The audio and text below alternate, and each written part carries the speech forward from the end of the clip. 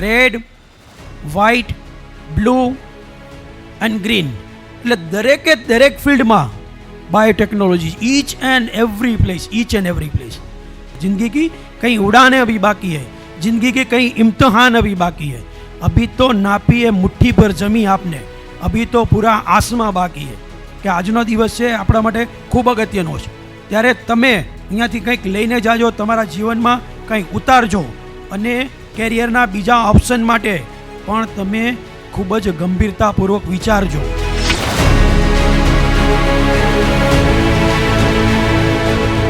આપણી યુનિવર્સિટીઓમાં કામ કરેલા એવા વિદ્યાર્થીઓ, એમએસસી ને પીએચડી થયા હોય ન થયા હોય એવા વિદ્યાર્થીઓની 100 કરોડથી માંડીને 750 કરોડ અને 2000 સુધીનું ટર્નઓવર ધરાવતા અને વિશ્વમાં જે ડ્રગ બને છે એમાંથી સૌથી વધારે બનતી એવી અમુક ડ્રગ છે એમાં રાજકોટના આપણા સાયન્ટિસ્ટો નંબર 1 છે।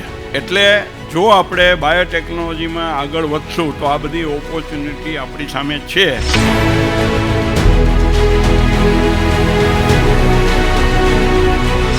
અમે જ્યારે તમારા જ ઉંમરના હતા ત્યારે એવું હતું કે કોમ્પ્યુટરની શોધ થઈ, કોમ્પ્યુટર આવી ગયા, હવે કોઈને બીજું કામ જ નહીં મળે, બધું કામ કોમ્પ્યુટર જ કરશે। એનાથી આગળ છે જ્યારે મશીનોની શોધ થઈ ત્યારે એવું થયું હશે જ કે ભાઈ મશીનોની શોધ થઈ એટલે હવે એમ કે માણસોનું જે હાથે કામ કરતા બધા બેકાર થઈ જાય, પણ એવું કાંઈ હોતું નથી। આજે કોમ્પ્યુટર શોધથી તો આખું આઈટીનું મોટું સેક્ટર, આખું મોટું ફિલ્ડ ડેવલપ થઈ ગયું।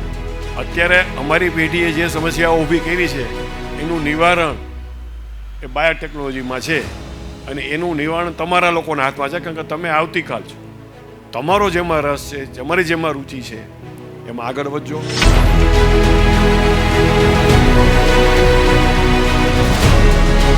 આ બાયોટેકનોલોજી ઉપર જે વાત થાય છે ને એ બાયોટેકનોલોજી આપણા ભવિષ્યના પ્રશ્નો, આપણી ભવિષ્યની સમસ્યાઓ એનું નિવારણ કરવા માટે આયોજનપૂર્વક ગોઠવવામાં આવતી એક વ્યવસ્થા છે। સફળ થવા માટેનો પહેલો સિદ્ધાંત અને એ છે સંકલ્પ, બીજું સમર્પણ, ત્રીજું સંયમ અને ચોથું સકારાત્મકતા, પોઝિટિવિટી। સાહેબ આ બધુંય કર્યા પછી જે કંઈ પણ પરિણામ આવે એ પરિણામ સ્વીકારવાની મારી તૈયારી હોવી જોઈએ।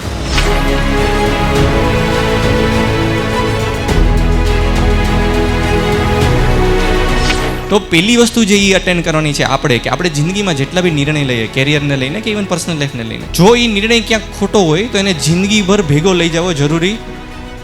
કોઈની બી પાસેથી કાંઈ બી માગવામાં ક્યારેય અચકાવું નહીં। किसी से कोई चीज़ मांगो तो ऐसे मांगो कि जैसे अपने, और नहीं मिले तो सोच लेना वैसे भी कहा आपने। બાયોટેકનોલોજી એવી શાખા છે બાયોલોજીની કે જેની અંદર આપણે બાયોલોજીનો ઉપયોગ માનવજાતના ઉપયોગ માટે કરીએ છીએ, માનવજાતના ફાયદા માટે કરીએ છીએ। આ એનું સિમ્પલ વ્યાખ્યા કરી શકાય એવી બાબત। There is a solution for every problem with the help of biotechnology, and I truly believe it. Let it be agriculture, let it be industry, let it be medical, pharma, any branch. છોકરાઓ વિચારજો, તમારા plan બી માટે આ subject ખરેખર સારું છે। મારી પાસે number of students છે to share their experience. They are very well set.